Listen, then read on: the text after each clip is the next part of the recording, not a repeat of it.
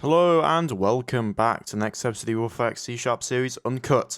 In today's episode, we're going to continue where we last left off with our troops in dire need over on Struve-2398. We're going to have to get right to them to hopefully get them out of there. As many people did say in the last episode, I forgot the fact that all of our supply trucks are in the infantry regiment. So if we have a look at our infantry, they're actually all running out of supply right now, which is kind of a problem, I'm not going to lie to you. So, the plan is we're going to get them off the planet, and then we're going to bring our forces home, and we're going to actually get our forces ready to deal with the precursors. Now, our forces did not die in vain. We got a lot of information, and our missiles also did a hell of a good job. We know the Praetorian combat mechs have an armor strength of 48. Which is significant, and we know the Centurions have an armor strength of 12. Our current capable weapons are not able to penetrate through that armor. If we have a look at our personal weapons here, we have a penetration of 10 and a damage of 10. Improved personal weapons do have the capability to do decent damage with a penetration of 12 and a damage of 10. HCAT is also able to penetrate. If we have a look at our MAV, or Medium Anti-Tank Vehicle, we are not able to actually penetrate the Praetorian combat mechs. This is a problem, a significant one at that. So, to be able to penetrate through them, we're going to have to come up with some ideas. We also need to get them off the planet first and for all, and I need to think about ship redesigns, new missile designs, and various other things. But before we do that, let's go straight into getting ourselves some Aurora electrons, my favorite little utility that I like to bring up, just so that we can kind of make sure our empire is doing okay and that there isn't any problems. It's an amazing utility you guys can download over on the forums, and it really does help me out. So we have a Cheshire finishing up here. We have a maximum engine mod 2.5x going to be complete somewhat soon. We're going to have a continual capacity upgrade to 40,000 tons done in 477 days. So speaking of that, my plan is going to be the fact that I want to return. But I want to return with a proper force. We're going to create something called a Marine Expeditionary Force, or brigade. And the point of this is going to be to return in force. I want to land ground fighters, support fighters, all this stuff, as well as an entire brigade of highly advanced and capable infantrymen onto the planet to deal with them. To do so, we're going to need a lot more research and a lot more designs. So let's have a look at our current problem. So researchers with mismatched projects, we have Conover Silverson researching defensive systems. Yeah, that is an issue. Let's head over here and we can sort that straight out. Defensive systems, matching scientist, and we're going to go for that. Now let's continue to have a look at war electrons, make sure we've got everything correct. Naval admins need to get sorted out again, and I also have a few more governors I need to hand out. We have populations with free capacity, such as rice.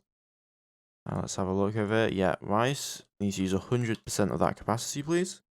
That gives us a production rate of 1,500 BP, which means it actually produces like 10 mines a year, which is pretty impressive considering. Then we need to go over to governors. Governor. Who does not have a governor? You do not have a governor.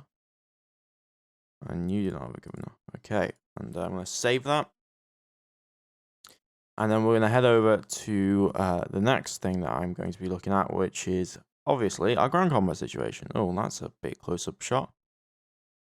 Okay, so the enemy ground force is at 4,000 tons. I'm going to assume there's about 12,000 tons left of them, just for a 3x modifier due to fortification bonuses. We're currently trying to load all of our forces back onto the transport. And as you've seen, our transports are not very effective. So we're going to make a new transport. We're going to call this the Natal class. It's going to use the commercial ion drives, and I'm going to put in 4 of these. How many is on that? Yeah, that's 3. We're going to put in 5 then. Troop transport wise, I'm going to design this to hold at least 30,000 tons would work, but that's also that's quite a lot. 40,000 tons would also work, I think. That would give us a significant margin there. Let's go for cargo shuttles. There we go. And then I'm going to add in the fuel storages as well. I want at least like a 67 billion kilometer range. We'll fill it up until it hits that. Okay, so 60,000 ton troop transport. Transport 40,000 tons worth of forces, so that's about a regiment and its support accompanying it. So that works for me. Let's make sure the crew is conscript, and then we're going to put that design straight into a shipyard and be building that design immediately. So retool for the Natal class. And I'm going to order in these classes to be done immediately. Or we need to retool, my bad. Retool, and then cargo ship. We'll build 3 of these designs, and that will allow us then to transport 120,000 tons with those forces in tow. Now, vigilance has also reached 10 million. Let's put that on stable. Now that we have that designed, let's hopefully get ourselves a situation where we can get through this. So I'm just gonna go by in hour increments here. Oof, taking a lot of fire here. I'm trying to get our forces off the planet as best as I can. Okay, here we go.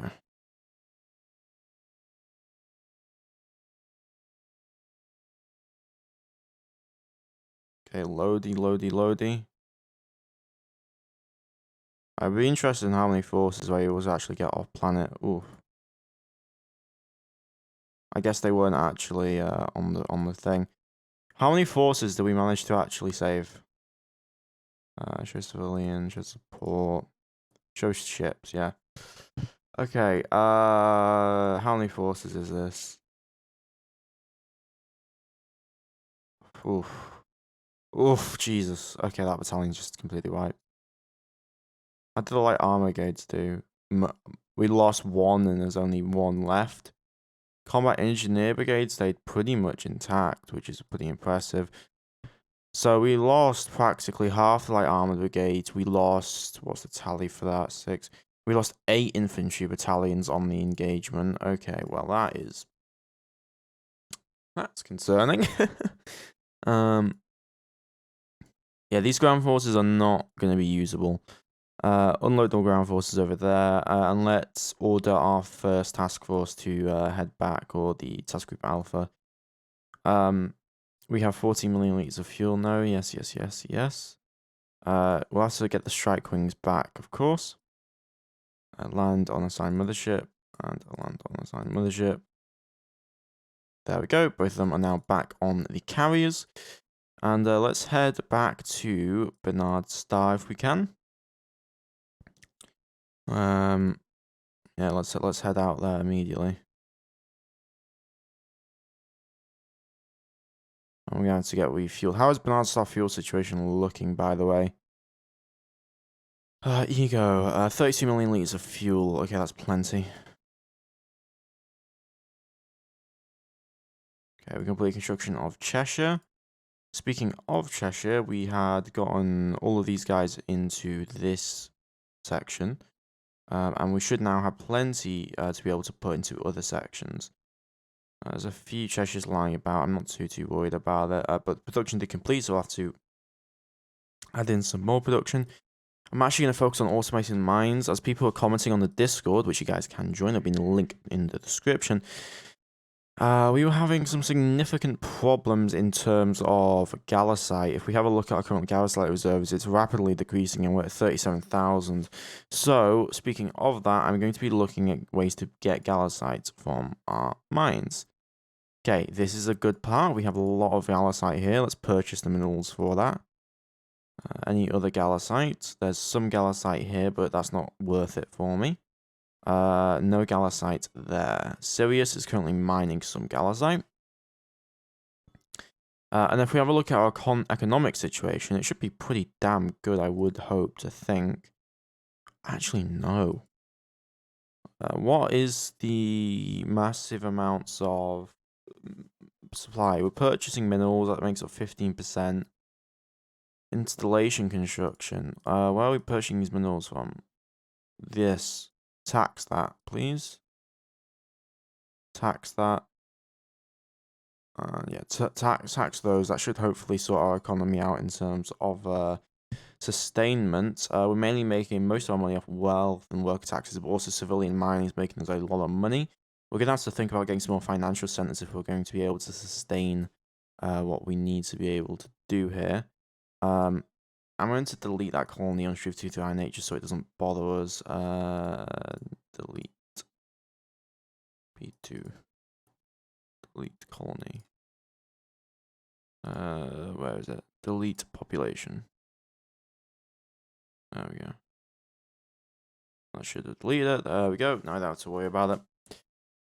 Okay, task force should hopefully be on their way. Okay, the Martin Frobisher just completed surveying Van Maan's star. Very, very nice. Let's have you go through this jump point then. We discovered the system of Zeta Sextanus. Nothing too important. A nitrogen ammonia atmosphere world. How is the task group Alpha doing? Overall, pretty good. We can probably get to Sol just fine. We are going to just make sure we do refuel though at the colony, and then we'll head to Sol and then refuel, resupply. Also begin an overhaul. Now, let's think about our missiles. When is the extra engine mod? It'll be done soon. Because engine modifier really is what matters when we talk about missiles, just in general. So you always have to be very careful of that. Okay, now that we have our 2.5x modifier, we can start to think about some better missiles. So I'm going to bring up the missile calculator or the missile optimizer. And we're going to focus on maximizing our speed. This is going to be replacing our size 4 ASMs. We're going to give them a desired range of 40 million kilometers. We're going to set the engine boost to a 2.5x boost. I want you to be able to hit a 5,000 meters per second target 50% of the time. And let's optimize for that. So now this is a 41 kilometer per second missile with a 82% chance to hit anything going 5 kilometers per second. What would I need for 100%? That would massively slow us down, but that would give us a 100% capability. But yeah, let's go for a 50% chance to hit the target. But I want the warhead strength to obviously be increased. So I would like 4. That gives a 32,600 kilometer per second missile. Current missile specs. What are our current missile specs of the Striker ASM? 28,150. That's pretty decent. But I would obviously like to go for a little bit higher power boost. What could we get if we did a 3x boost? 35,000 kilometers per second. Yeah, this is a bonus. It's about, what, 4,000 kilometers per second faster. It's about 10 to 15% faster, but it's not as fast as I would want it to be. Well, actually, I'm actually going to go for a shorter range. Screw it. I think that we don't need the range that I'm giving it because we have access to fighters. So I'm going to go for a 25 million kilometer. Even a 20 million kilometer range would not be terrible. I give us a 38,000 kilometer per second missile with a 20 million kilometer range. A flight time of 528 seconds with a range of 20 million kilometers. Okay, that generally pretty works for me. Yeah, that works for me. I don't really have any issue with that, so let's design the actual missile. So we're going to need 0.8 in the actual warhead capacity. And then also what is the fuel capacity? Fuel capacity is going to be 0.054. And then is the engine been boosted up a little bit? 2.66. Yes, it has. 2.66. And the engine boost is sitting at 460% boost. There we go. What if we have 500% boost? That gives us a 4,150 kilometer per second missile, but obviously that decreases our range quite significantly. So we're going to go with a 450%. a 460%. So that gives us 30,250 kilometers per second. So that gives it's 10,000 kilometers per second faster than the last missile. Has a 77% chance to hit our enemies. I'm pretty happy with this missile overall. We're going to name it the Mark II Striker anti-ship missile. I'm going to create that design. Next up, we're going to redesign our fighters immediately. So the Aardvark, we're going to call this the Aardvark Block 2. Okay, and we're going to redesign some of the technology. Notably, the things I'm going to redesign is going to be the missile fire control systems, and also the missile fire control systems, but also the engine. So we're gonna go for a max boost engine. That gives us a 500-ton engine, but that gives 200 EP. What is this engine? 250 tons. Okay, good. Let me go back into our design, component design. 250 tons, so that's a size 5 engine. And I'm going to give that a 250 boost. There we go. And then I'm going to replace the engine on this with the new engine. There we go. So that gives us a much shorter range, but that also makes us a good 5 kilometers per second faster than the previous Aardvark, which will be useful. Now, of course, it's only a missile fighter, but it will give us the ability to, one, outrun things, and also be able to get into range much quicker. Now I'm going to remove the ordnance, so it's not going to be using the Mark 1s, it's going to use the Mark 2s when they're available. We're going to get rid of a few things. First off, the one thing that I did notice was that we need to really focus on repairing these and not the others, because, you know, the increment won't go by. So this is 2.4, so we don't need that much maintenance storage, actually. So we can actually remove a whole lot of this. I will add some just to be able to repair. I'm going to add 5 MSP there, and that gives us more fuel to play around with. Next, we have our missile fire control, which I'm going to redesign. That is going to be for, we're going to redesign the missile fire control. The target is going to be 5,000 tons, and the missile fire control needs to only be able to do about that.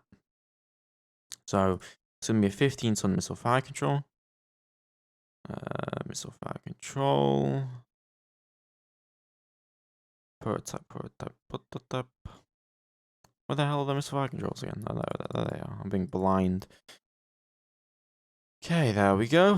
Which this should now allow us to refit our ship slightly to allow us to actually add more components on top of it. And more things. I was interested to see if I could do that. Yeah, we can actually add some extra stuff on here in terms of box launchers. So a size 4 box launcher is 30 tons. We could almost have 5 of them on there, but a size 1 box launcher is 2. So we could add some more size 1 box launcher, 7.5 tons. Which we could then obviously use for various other purposes. But what I'm going to do, because I think it's actually a really cool idea, is I'm going to actually design some fire pod bays, okay? Now we have, what is that, 478 tons. So we have about 20 tons to play with, okay? So I'm going to use 2 size 4 fighter pod bays, and these are going to be for ground pounding capabilities. Okay? I haven't done this before, but this should allow us, and I'll add some fuel here, this should allow us to provide firepower or capabilities to the ground that we would otherwise not be able to provide. We'll obviously have to research the ground capable weapons, but it will allow us to use these fighters not just in the striking in space, but also we can load them up with their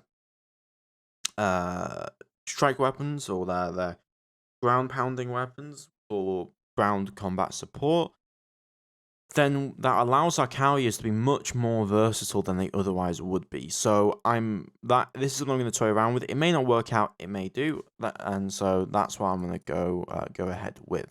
So let us grab all of these components, and let's research prototype for them. Oh, I got rid of the misfire controller. Misfire control. There we go. And make sure we research the new one. Next up, we need to design a AMM for this vessel. So I want basically a tenth of the range, so 2 million kilometers. I want 1 warhead strength, and I want size 1. We're going to maximize speed here. So against a missile going 30,000 kilometers per second, I want a size, as I'd hit chance of, what's that, 15? Yes, that gives us a 47,600 kilometer per second AMM. So that has a chance to hit a 30,000 kilometer per second target, 15% chance, which is not great, I will be honest, because I think some missile agility will come into this. So I'm actually going to plan out,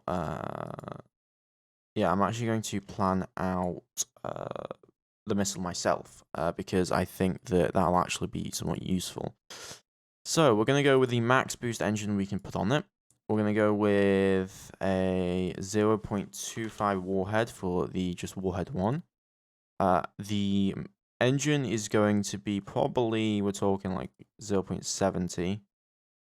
Fuel-wise, we need a fifth of that, so 5.4. Yeah, 5. So that gives us 43,800 kilometers per second. That gives us a decent chance to hit. Yeah, let's we can reduce the fuel slightly to like 1 million kilometers per second. Let's have a look at the design, okay? What if I say I want 1 million kilometers per second? That gives us, what does that give us? Doesn't give us much. Okay. So I'm okay with that actually. What if we did what would be power boost 3? That gives 55,600 kilometers per second. That's kind of significant. So we're going to wait for power boost number 3, I think, before we go ahead and design this. But let's put this into a missile. I'm going to call this the Mark 1 Angel, no, not Angel. Guardian, Mark 1 Guardian missile. And I'm going to add this to the archive. There we go. Now, let's start to think about a few other things. Now, people were suggesting, what if we designed some ship-to-land missiles, essentially, or SLAMs, service-to-land missiles. And I actually think that is a good idea. So what we're going to do is these are going to be size 6 missiles that are going to have maybe 4 million kilometer range, but their warhead strength is going to be a total of 18. It's going to be a total of 18, and I'm going to go, the target speed is going to be 5,000 kilometers per second. Can I maximize damage? Maximize range. Maximize expected damage. Yeah, maximize damage, yeah. Give missile size range and PD. Target PD tracking kilometers per second. Warhead strength 18. So this would make us do 18 damage, points of damage. What if we did 24?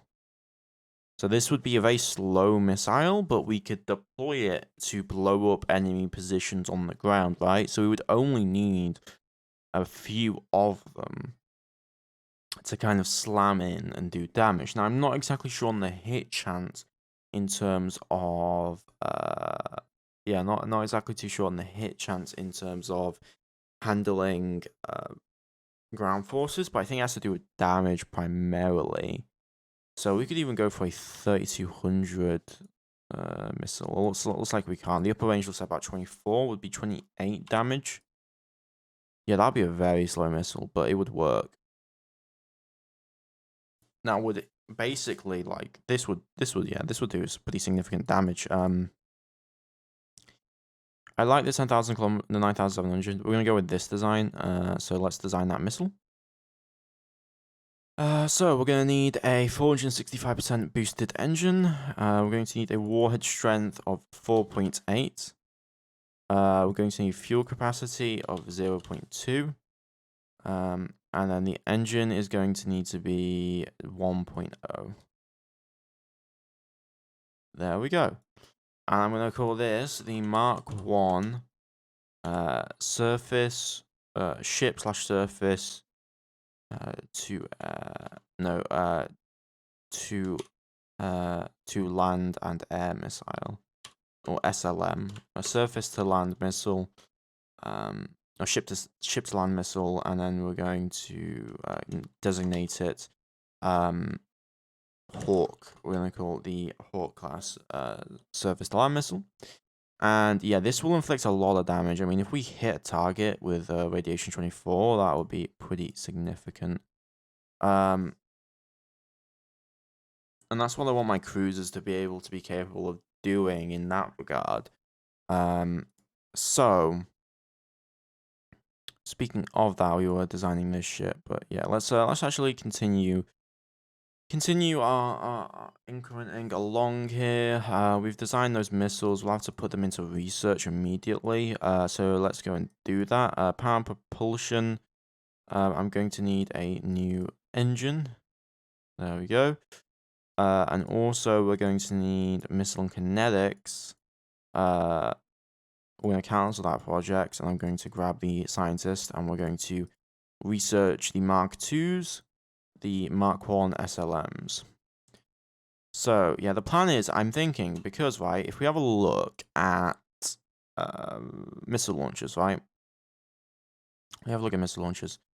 We can make a box launcher, or a reduced size launcher at 15 tons. Now, let's say we wanted a size 8. That'd be 120 tons for a reduced size, but let's say we wanted this, we get a 60-ton size 8 launcher.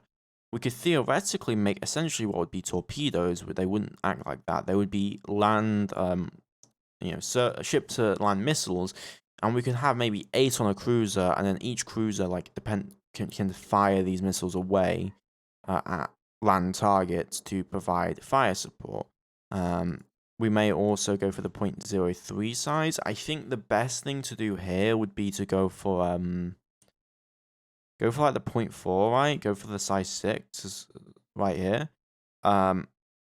And load these on like any other missile, because that's the good thing about the size 6 is that we can just use them on the ship, right? So these are size 6s, so we can just load those missiles, and then we can add a few extra into our magazine capacity, and we can fire those towards targets. We can also load them up depending on which combat situation we're going into. So I'm pretty excited for that, definitely. Now, in terms of ground combat, what is our research going for that right now? We're currently focusing on nothing, apparently. Yeah, apparently we're focusing on nothing. Once the once the power and propulsion drive is done, actually I'm going to remove the terraforming rate person, remove a few labs from these guys. I'm going to give 10 research labs to this. I want heavy powered infantry armor. That's going to be a necessity. We also want the fighter pod bay. And in terms of those fighter pods, I want the fighter autocannon and bombardment pods. We're going to go with the autocannon pods for now. Because I've read quite a bit that they have pretty good effect here. So yeah, this is going to turn our strike fighter, the Aardvark, into a multi-purpose, multi-role fighter. I don't think it's ready for that designation yet, but there is definitely something that we could do with that. I also want to eventually, once we got our super carrier up and operational, once I design that, I want to create some other designs that are going to be like A10 Warthog kind of ideas and designs. Okay, Veta, let's go to Zeta. That seems like a good shout. Okay, Butler Diaz is unable to carry out standing orders. Okay, good. Go to this system.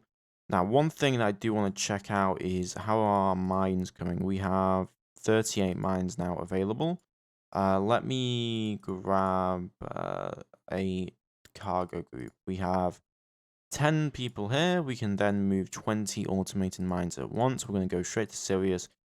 unload all of them and then refuel at Earth, and then we're just going to cycle. We're going to do that one time extra, and that'll take us about a year and a half. Okay, task group Alpha has completed orders and is now at Earth.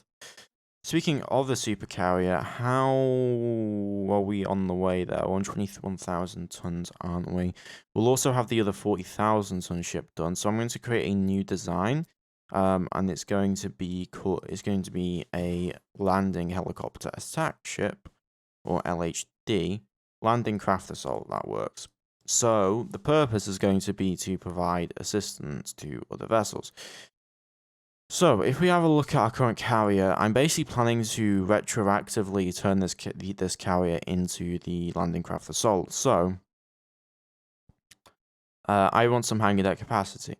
We're going to go for a hangar deck. So that'll give us 8 500-ton craft, or bombers, or 16 250-ton craft. This is going to be. I want 9,000 tons. We don't need very good armor, but I'm going to go for a standard plating of 5 plates, and then we're going to give it a deployment time of 12 months. Actually, we're going to give it a 24-month deployment time, just because we may be out there a little bit longer. Let's add main engineering. Main engineering and primary flight control, as well as auxiliary control.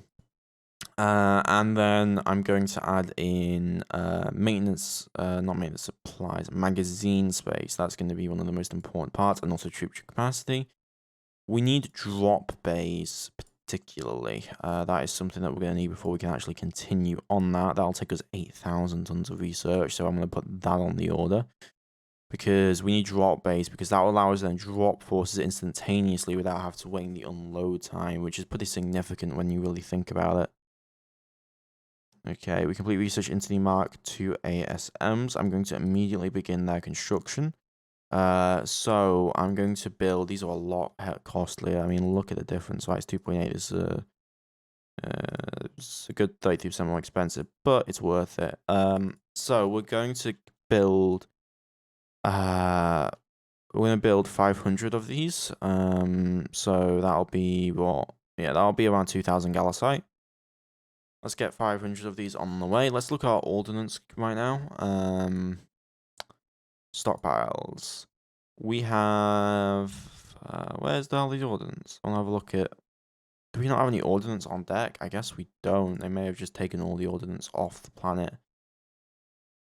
That's the problem, but yeah, we're gonna slowly start building up. We've got 9 AMMs, 9 missiles everything there, so that works out pretty well for us.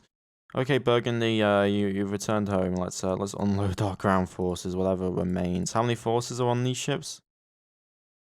I'm interested. Wait, what? Oh, you already unloaded them, didn't you? Yeah. Show ships. Cool. Okay, we got everything that we need there. That works out for me. But yeah, if we can't beat those precursors with our ground forces, we're definitely not going to be able to beat the Rackers with our ground forces. They have a lot better ground forces than the precursors do. Okay, who has insufficient military protection? Naval Outpost Vigilance, Tau Ceti. Tau Ceti should have access to forces. I guess it does not. Okay, that's fine. I'll detach a few vessels then. We have some corvette vessels available. We'll send the Monsoon and Simone over to Tau Ceti for defensive purposes. Go and refuel at the colony, please.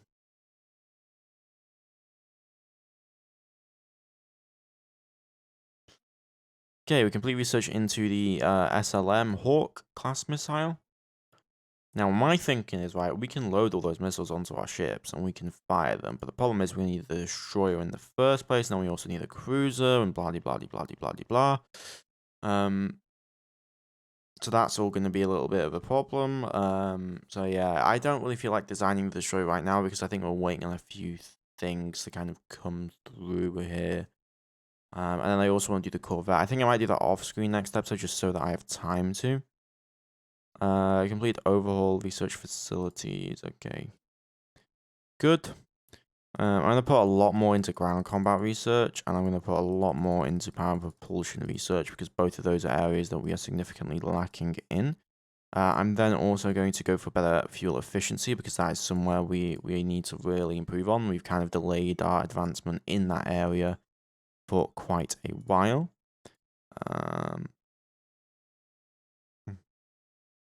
Okay. Now let's just do 5-day increments. Looks like the guy researching very large fuel storage on rice was murdered.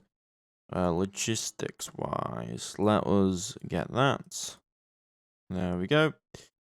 How is everything coming, though? We have a lot more mines on the way. We're moving those mines over to Sirius. Rice is still growing in its mines. Currently, it's producing around 50,000 tons worth of resources every year, which is a lot. And it's extracting that uranium out at an incredible speed, in fact. So I'm very, very happy with the current situation on rice anyway. I mean, it's employing a lot of our workforce. In fact, it's so valuable that I might actually consider sending more forces over to the system for defensive purposes. We complete research of the new drive, so now we're just waiting on the fighter pod bays, and then also the missile fire control. We'll have heavy powered armor soon enough. But yeah, the rest of the Marines, they're going to be our specialized, basically assault shock troop force that will do a lot of damage, have a lot of power, but obviously will be a lot more expensive, more specialized, and they'll be coming with our forces at all times, and they'll also be conducting boarding operations on enemy vessels and the like. We could have obviously boarded those ships, but I want a battleship. That's really my goal. Is I want to disable a battleship, board it, and take all of its forces and the ship for ourselves. That's my goal. Okay, we've got heavy marine armor or heavy infantry armor now. So that now means that we have a racial armor of 16, which is better than the Centurions have. Let's have a look. What kind of weaponry do these Centurions have? Capable to them. Penetration of 12, 6 shots. So they've got normal personal weapons, it looks like, or improved. So that means that with heavy powered infantry armor, we're not going to get ourselves penetrated, which is very, very valuable. Then we have also boarding combat here, which does increase the cost quite significantly. So we might want to make a boarding capable marine and then a non-boarding capable marine. But we could also swap that around. So yeah, that's what I'm going to probably do. So we're going to make infantry. We're going to give them improved personnel weapons, because cap is not really that useful because it's only got 10 pen. Our opponents have 12 armor, so we need a penetration of at least 12 to be able to go through them.